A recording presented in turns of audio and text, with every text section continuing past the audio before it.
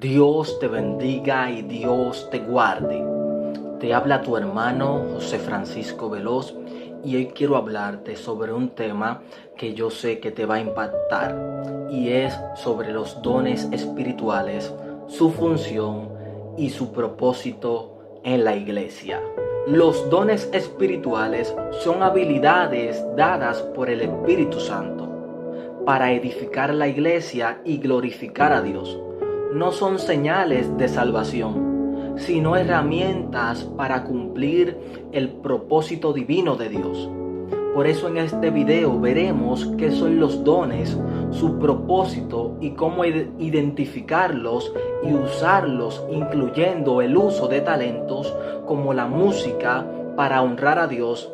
Todo debe de hacerse con humildad y una relación cercana con Dios. ¿Qué son los dones espirituales y cuál es su propósito? La Biblia nos enseña que los dones espirituales son capacidades otorgadas por el Espíritu Santo para edificar la iglesia, servir a otros y glorificar a Dios.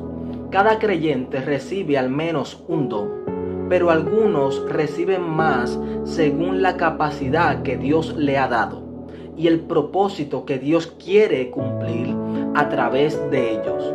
Por eso en 1 Corintios capítulo 12, verso 11 dice: pero todas estas cosas las hace uno, y el mismo Espíritu repartiendo a cada uno en particular como Él quiere. Esto significa que Dios distribuye los dones según su voluntad, no según nuestros deseos. Los dones espirituales según la Biblia. En las Escrituras encontramos varias listas de dones espirituales, cada una destacando diferentes aspectos. Sabiduría, habilidad para aplicar verdades divinas a situaciones prácticas con discernimiento. Este don guía a otros a decisiones importantes basadas en los principios de Dios. Conocimiento, comprensión profunda de verdades espirituales o aspectos revelados directamente por el Espíritu Santo.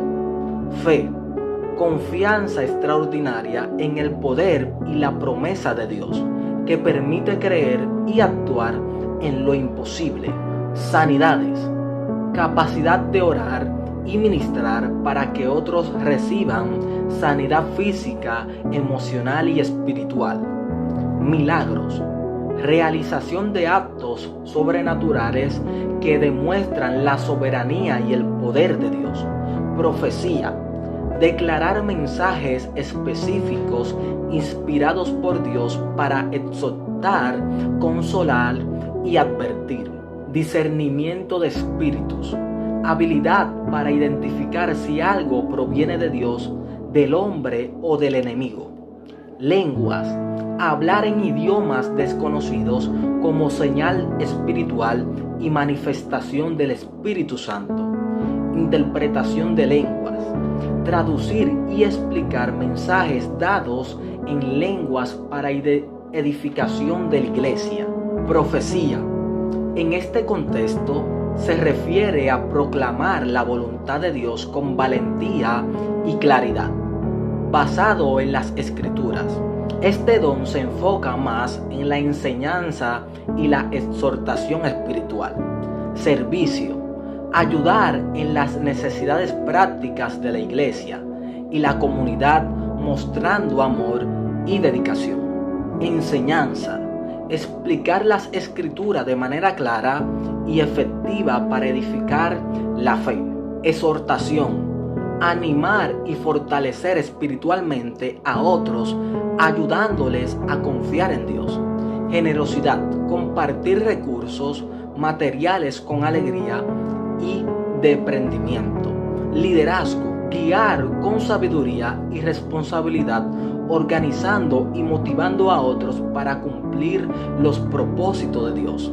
Misericordia, mostrar compasión y cuidado hacia los necesitados, reflejando el amor de Cristo. Apóstoles, fundar y supervisar iglesias con autoridad y visión espiritual. Profetas. Comunicar mensajes específicos de Dios para guiar, exhortar o advertir a su pueblo. Evangelistas. Predicar el evangelio con poder, guiando a otros a Cristo. Pastores. Cuidar, enseñar y guiar espiritualmente a la congregación. Maestros. Instruir en las verdades bíblicas de manera clara para edificar la fe, la música y el canto en adoración. Aunque la música no se menciona como un don espiritual en la Biblia, es una habilidad que Dios usa poderosamente para ministrar a otros. David es un ejemplo claro de esto. Tocaba el arpa y escribía salmos que traían consuelo y liberación. Por eso en 1 de Samuel capítulo 16 verso 23 dice que cuando Saúl era atormentado por espíritus malos, la música de David traía paz a su alma. Si eres músico o cantante, adorador o adoradora, recuerda que tu talento debe estar acompañado con una relación íntima con Dios. Por eso en Salmos 33:3 nos exhorta: cantadle con cántico nuevo, hacedlo bien, tañendo con júbilo. La verdadera eficacia del ministerio musical no está en la habilidad, sino en el corazón rendido a Dios. Busca su presencia y Dios usará tu talento para transformar vidas. ¿Cómo se obtienen los dones espirituales? Primero, por la gracia de Dios. Los dones son un regalo que el Espíritu Santo da según su voluntad, no según nuestro mérito o esfuerzo. Segundo, mediante una relación con Dios. En oración y comunión con el Señor, el Espíritu Santo revela los dones que ha dado a cada creyente. Tercero, disposición para servir. Dios da dones a quienes están dispuestos a usarlo para su gloria y el beneficio de otros. ¿Cómo identificar si tengo un don espiritual? Busca comunión con Dios. La oración y el estudio de la palabra son esenciales para descubrir el propósito que Dios tiene para ti. Observa cómo Dios te usa. A veces los dones se manifiestan cuando comenzamos a servir y vemos resultados que edifican a otros. Consulta a otros creyentes. Los líderes espirituales y hermanos maduros en la fe pueden ayudarte a identificar tus dones. Explora oportunidades de servicio.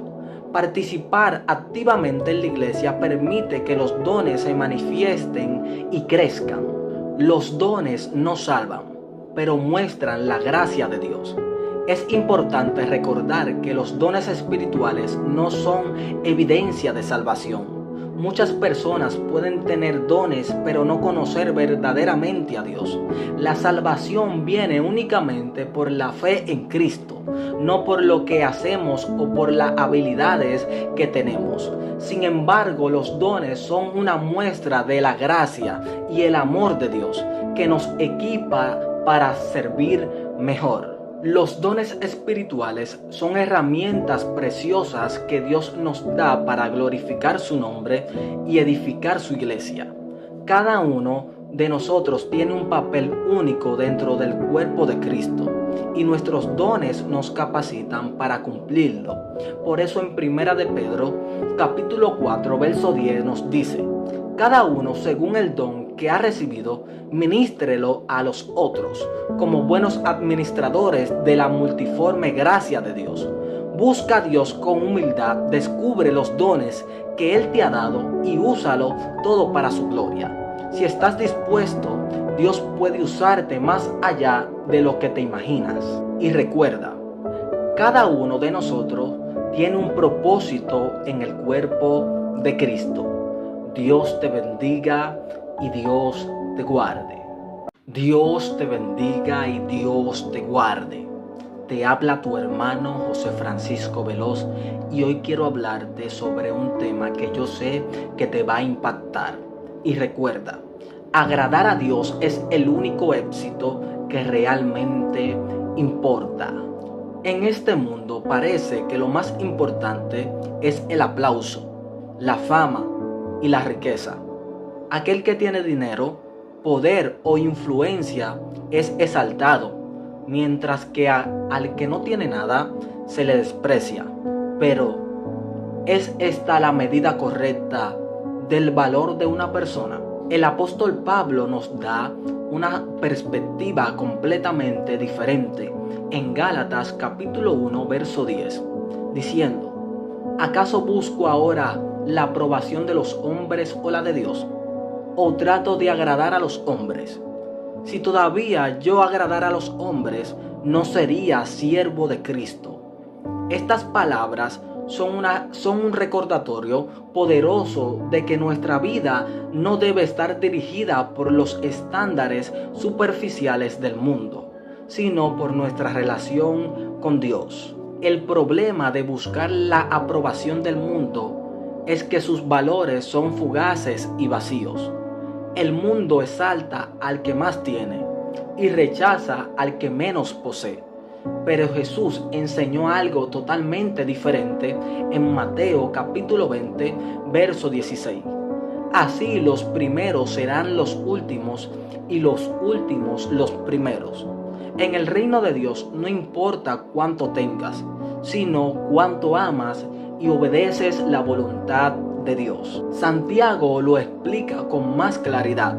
En Santiago capítulo 2, verso 5 dice: ¿no ha escogido Dios a los pobres de este mundo para ser ricos en fe y herederos del reino que prometió a los que aman? Mientras el mundo desprecia a quienes no tienen posesiones materiales, Dios lo valora y le promete una herencia eterna. La fama y los aplausos son pasajeros, pero la aprobación de Dios es eterna. Por eso Jesús nos advirtió en Mateo capítulo 6, verso 1, diciendo: guárdese de hacer sus obras de justicia delante de los hombres para ser visto por ellos. De lo contrario, no tendrán recompensa de su Padre que está en los cielos. Cuando vivimos para agradar al mundo, sacrificamos la oportunidad de vivir para lo que realmente importa. No importa si el mundo te rechaza por no cumplir con su expectativa. Recuerda que Dios no mira la apariencia ni la riqueza, sino el corazón. Él sabe quién eres, cuánto has luchado y cuánto deseas vivir en su verdad. Vivir para Dios no siempre será fácil, pero siempre será correcto. Como dijo el apóstol Pedro en Hechos capítulo 5, verso 29, es necesario obedecer a Dios antes que a los hombres. Aunque el mundo te critique o te ignore, ten la certeza de que tu valor está en lo que Dios piensa de ti y no en lo que los demás digan. Y quiero terminar diciéndote esta palabra. Al final, lo que realmente importa no son los aplausos del mundo, sino que Dios al mirarte puede decirte, como dice en Mateo capítulo 25, verso 21, bien, siervo bueno y fiel, sobre poco has sido fiel, sobre mucho te pondré. Entra en el gozo de tu Señor. Dios te bendiga y Dios te guarde. Dios te bendiga y Dios te guarde. Te habla tu hermano José Francisco Veloz y hoy quiero hablarte sobre un tema que yo sé que te va a impresionar. Y quiero hablarte sobre buscar la voluntad de Dios en un mundo que nos distrae. Imagina por un momento que estás caminando por un sendero en la montaña, pero hay niebla por todos los lados. No sabes qué camino tomar y cada paso parece incierto. Así es nuestra vida sin la dirección de Dios. Pero cuando buscamos su voluntad, esa niebla desaparece y encontramos claridad. Por eso en Romanos, su capítulo 12, verso 2, Dios nos invita a vivir de manera diferente, transformándonos para descubrir su voluntad que es buena, agradable y perfecta. Por eso en este video veremos cómo puedes buscar esa dirección divina y vivir plenamente en el propósito de Dios. No te conformes al mundo, no os conforméis a este siglo. La primera clave es clara: no encajes en el molde del mundo. ¿Alguna vez te has sentido presionado por las expectativas de la sociedad? Todos hemos estado ahí. El mundo nos dice que busquemos éxito, fama o placer, pero muchas veces estos caminos solo nos dejan vacíos. Dios nos llama a algo diferente, a no dejarnos llevar por la corriente de esta época. Esto significa, número 1, identificar lo que te aleja de Dios, relaciones, hábitos o influencias que no te edifican. Número 2, vivir con convicción divina. No es aislarte del mundo, sino reflejar a Cristo en él. Por eso en Primera de Juan, su capítulo 2, verso 15 al 17 lo dice claramente: no améis al mundo ni las cosas que están en el mundo. Si alguno ama al mundo, el amor del Padre no está en él. Dios nos ofrece algo mucho mejor que lo que el mundo puede dar. Renueva tu entendimiento. Transformaos por medio de la renovación de vuestro entendimiento. La transformación comienza dentro de nosotros, en nuestra mente.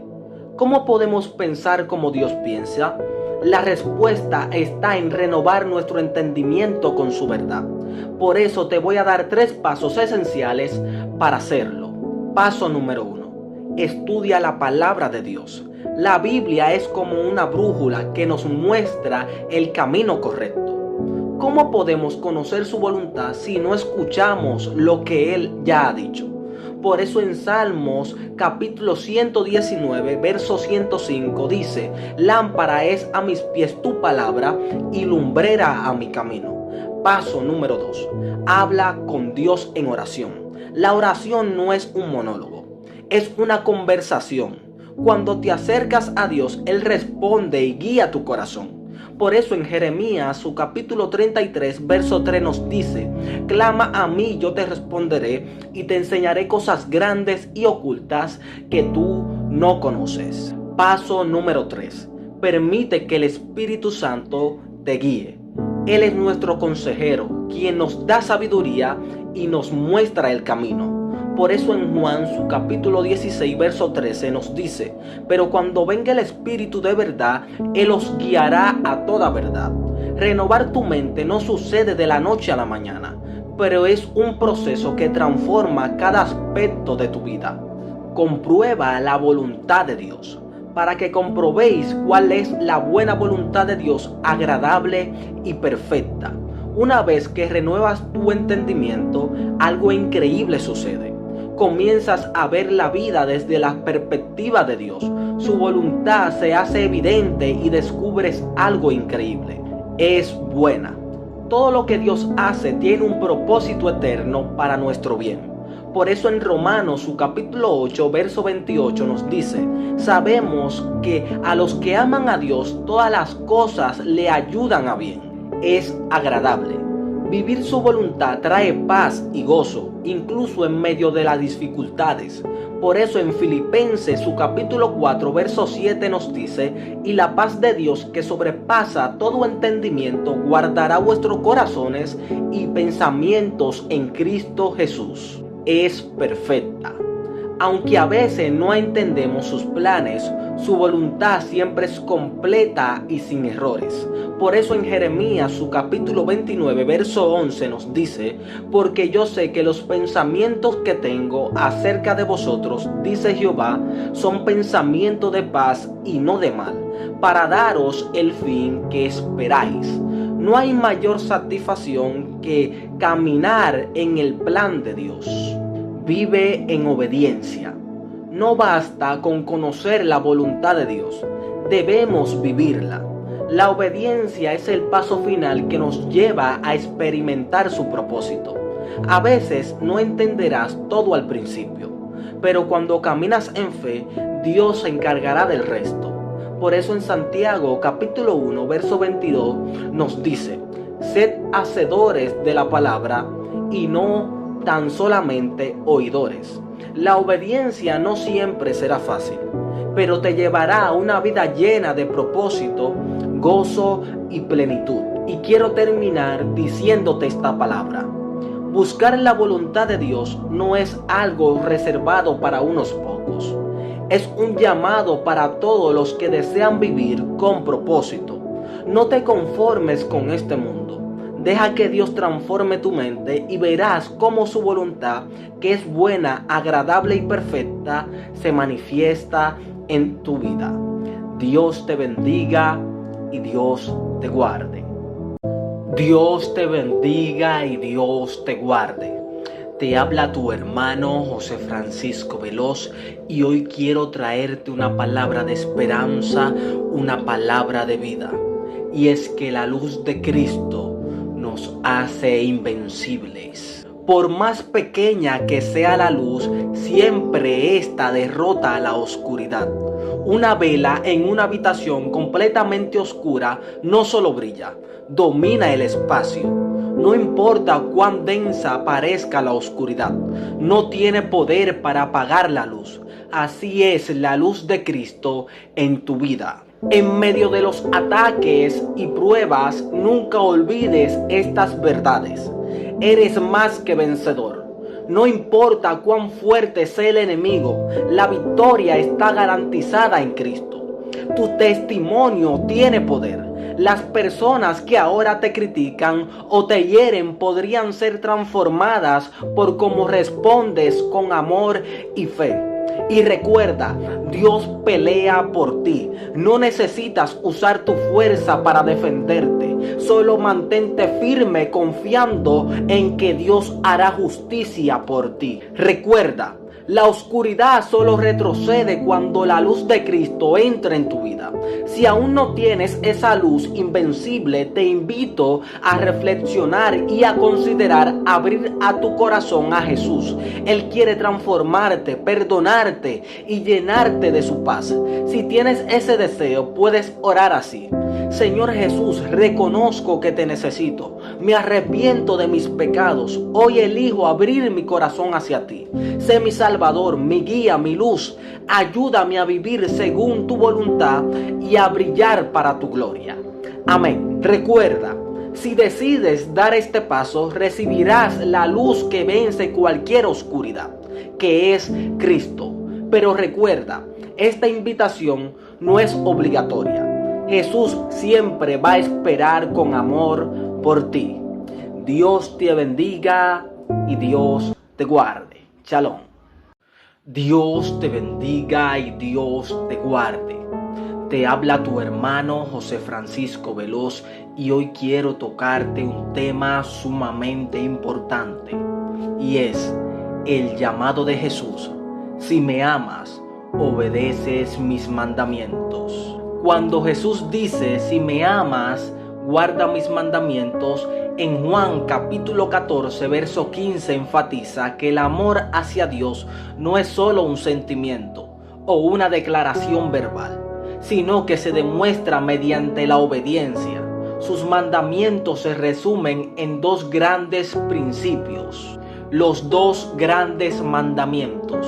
En Mateos capítulo 22, verso 37 al 40, Jesús dice, Jesús respondió, amarás al Señor tu Dios con todo tu corazón y con toda tu alma y toda tu mente.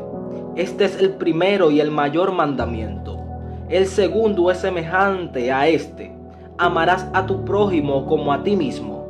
De estos dos mandamientos depende toda la ley y los profetas. Estos mandamientos resumen toda la ley de Dios y son la base de la vida cristiana. Amar a Dios sobre todas las cosas, poner a Dios en el centro de nuestra vida, buscar su voluntad y vivir en comunión con Él. Amar al prójimo como a uno mismo, mostrar compasión, misericordia, perdón y servicio hacia los demás, reflejando el carácter de Cristo. Es solo por gracia y fe. La Biblia enseña claramente que la salvación es por gracia mediante la fe, no por obras humanas. Por eso en Efesios su capítulo 2, verso 8 al 9 nos dice, porque por gracia sois salvos por medio de la fe. Y esto no de vosotros, pues don de Dios, no por obras, para que nadie se gloríe. Sin embargo, es importante entender que la fe genuina siempre produce frutos de obediencia. La gracia no anula la obediencia, sino que la fortalece. De hecho, en Efesios capítulo 2, verso 10 dice: porque somos hechuras suyas, creados en Cristo Jesús para buenas obras, las cuales Dios preparó de antemano para que anduviésemos en ella. Esto significa que aunque las obras no nos salvan, son la evidencia de una fe verdadera y de un corazón transformado por Cristo. Por eso en Santiago capítulo 2 verso 17 nos dice que si alguien dice tener fe en Jesús pero vive sin obedecer sus mandamientos, esa fe es incompleta o superficial. ¿Qué pasa con los mandatos que dejó Jesús? Jesús dejó mandamientos claros que guían la vida cristiana. La gracia nos da el poder para cumplirlos, no para ignorarlos. Por ejemplo, amar a Dios y al prójimo no es opcional, es la esencia del cristianismo. Perdonar, servir y vivir en santidad son expresiones del carácter de Cristo en nosotros. Hacer discípulos y anunciar el Evangelio son responsabilidades que surgen del amor por Jesús. Por eso Jesús mismo dice en Mateo capítulo 7 verso 21: no todo el que me dice Señor, Señor entrará en el reino de los cielos, sino el que hace la voluntad de mi Padre que está en los cielos. Esto no contradice la gracia, al contrario, muestra que la gracia transforma el corazón para que deseamos y podamos obedecer. Por eso en Filipenses 2:13 dice: porque Dios es el que vosotros produce, así el querer como el hacer, por su buena voluntad. Y quiero terminar diciéndote esta palabra: la salvación es un regalo inmerecido que recibimos por fe. Pero la fe verdadera nos lleva a vivir una vida en obediencia. Los mandamientos de Jesús son el reflejo del amor que decimos tener por Dios. Si amamos a Jesús, guardaremos sus mandamientos, no para ser salvos, sino porque ya hemos sido salvos y queremos agradar a Jesús. Dios te bendiga y Dios te guarde. Shalom. Dios te bendiga y Dios te guarde. Te habla tu hermano José Francisco Veloz y hoy quiero hablarte sobre una historia muy impresionante. Y quiero hablarte sobre la historia de Esteban, un ejemplo de fe y valentía. La historia de Esteban se encuentra en el libro de Hechos capítulos 6 y 7.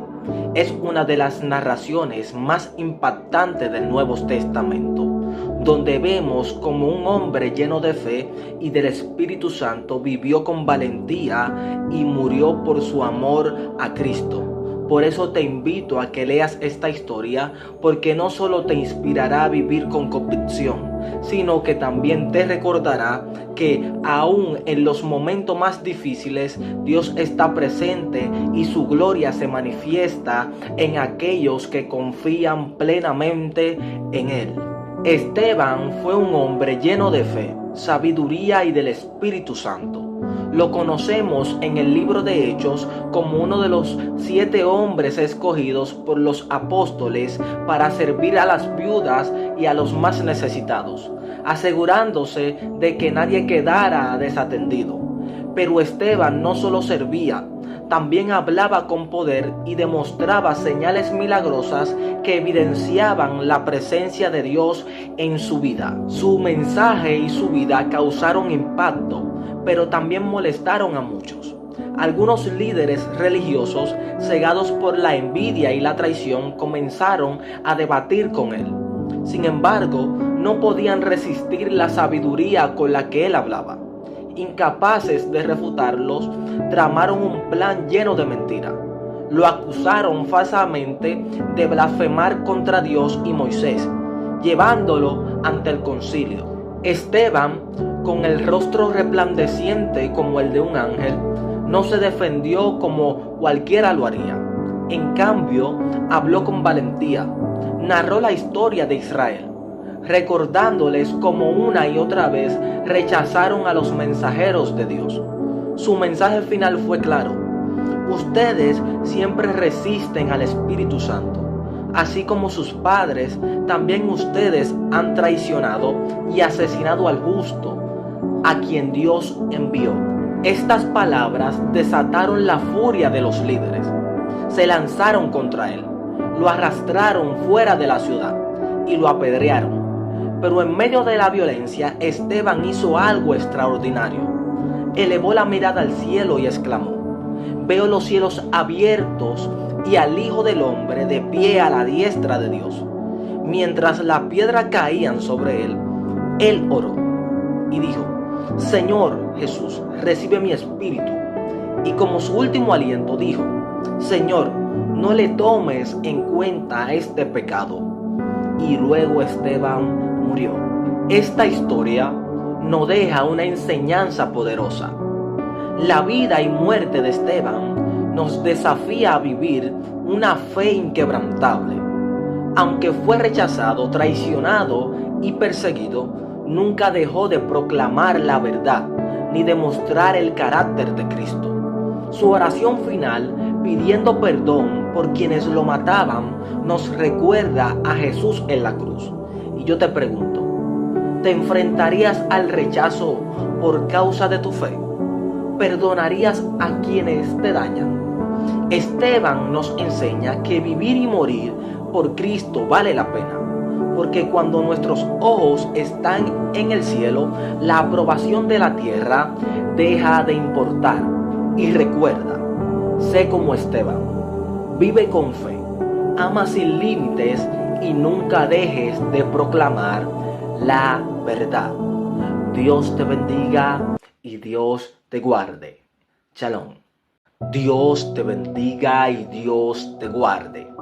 Te habla tu hermano José Francisco Veloz y hoy quiero hablarte sobre un estudio muy profundo. Y quiero preguntarte, ¿eres frío, tibio o caliente? Explicación de tu verdadero estado espiritual como cristiano. En Apocalipsis, su capítulo 3, verso 14 al 19, Jesús dirige un mensaje contundente a la iglesia Laodicea, una iglesia que representaba la tibieza espiritual. Jesús dice en Apocalipsis, su capítulo 3, verso 15 al 16, conozco tus obras, que no eres frío ni caliente. Ojalá fueses frío o caliente, porque eres tibio, ni frío ni caliente. Estoy por vomitarte de mi boca. Amén. Esta enseñanza nos revela 3 niveles espirituales en los que se encuentran los creyentes: frío, tibio y caliente.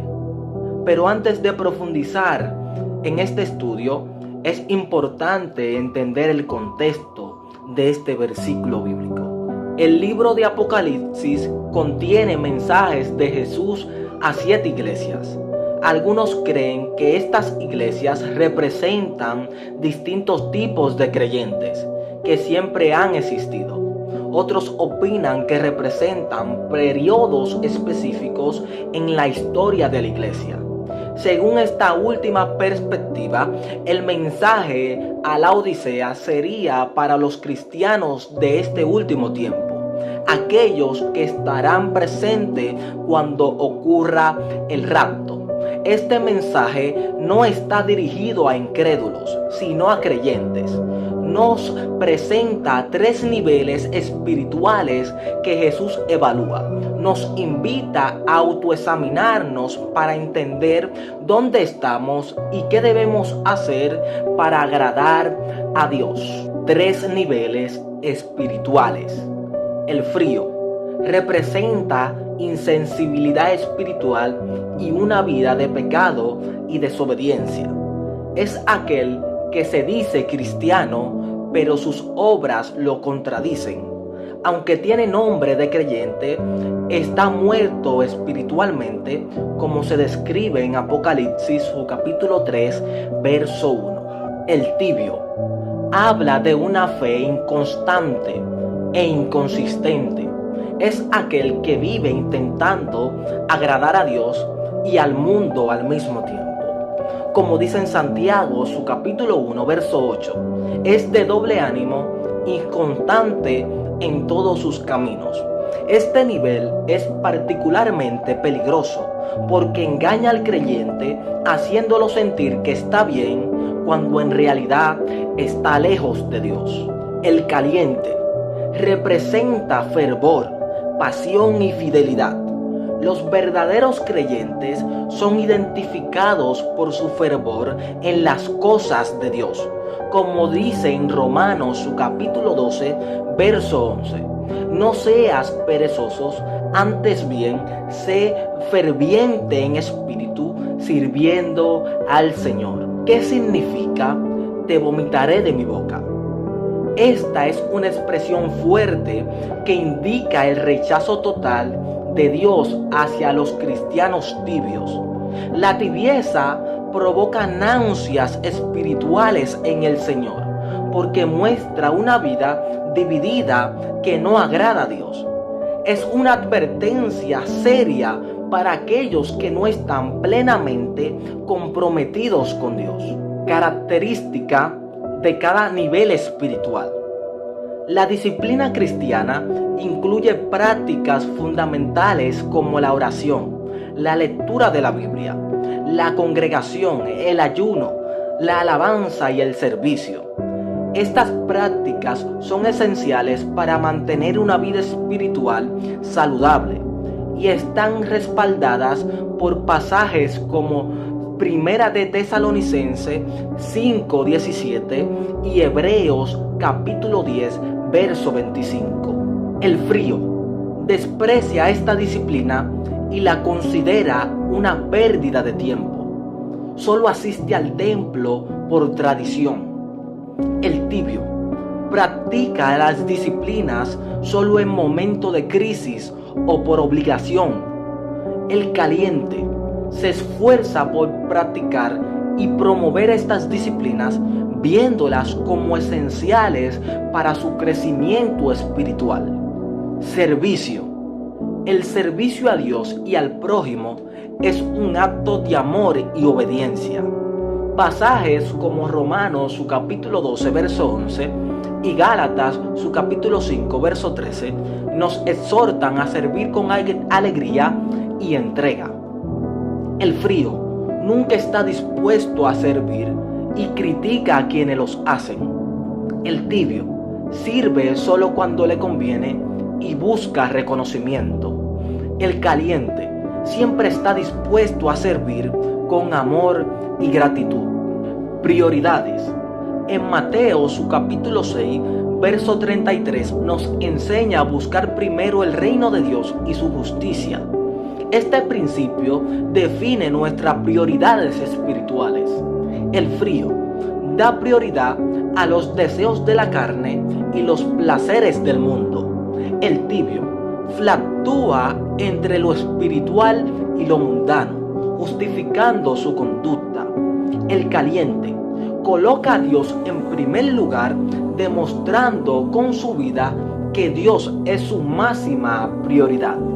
Alabanza y adoración. La alabanza es una expresión de gratitud y reconocimiento a Dios. En Salmos capítulo 22, verso 3 y en Salmos capítulo 145, verso 2 nos enseña que debemos alabar a Dios continuamente.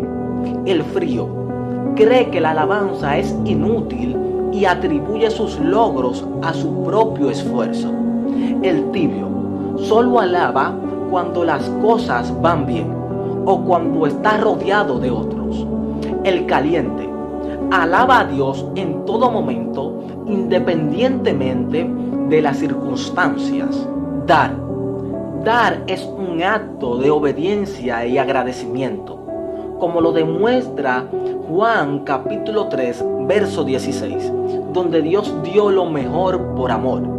El frío es egoísta y materialista, rechazando la idea de dar. El tibio da solo lo que le sobra, sintiendo que pierde al hacerlo. El caliente da con generosidad y gratitud, viendo en ello una oportunidad para ser bendecido. Y quiero concluir diciéndote esta palabra. Dios nos llama a ser cristianos fervientes, comprometidos y apasionados por Él. Alcanzar el nivel de un cristiano caliente requiere disciplina, entrega y un amor genuino por las cosas de Dios. El Señor nos invita a evaluarnos, a arrepentirnos y a buscar el fuego del Espíritu Santo en nuestra vida. Como en la parábola de las vírgenes prudentes, debemos tener nuestras lámparas llenas del aceite, símbolo de una vida conectada con el Espíritu de Dios y activa en sus obras. La decisión es nuestra. ¿Seremos frío, tibio o caliente? Dios nos llama a tomar una postura firme y vivir para su gloria. Que nuestra vida sea un reflejo de amor y la pasión por Dios. Recuerda, Cristo viene pronto.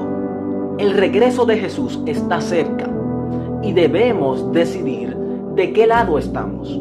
No vivas frío ni tibio, sino apasionado por Dios con tu lámpara llena del Espíritu Santo. Este es el tiempo de arrepentirnos, buscar a Cristo y vivir en santidad. Él viene por su iglesia preparada. Despierta, porque su llegada está más cerca de lo que te imaginas. Dios te bendiga y Dios te guarde. Shalom.